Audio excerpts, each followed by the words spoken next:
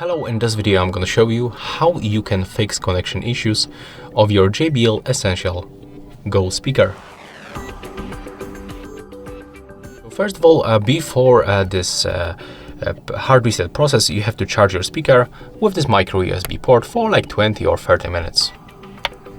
Okay, and right now I'm going to show you how to perform the hard reset of this speaker to fix any issues like connection issue or, for example, the unstable connection.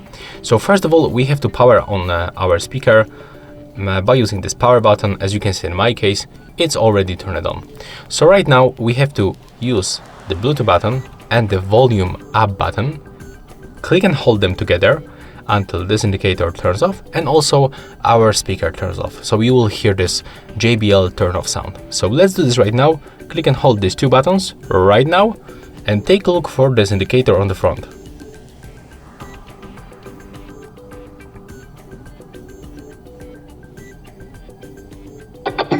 There we go, it turns off. Right now we have to power on our speaker back with this button. Right now it will start blinking.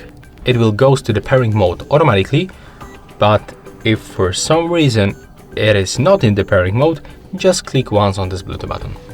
Then you can just go to the pair new device on your phone or any other wireless device, select JBL GO Essential from the list, accept the pairing, and as you can see, we are successfully connected.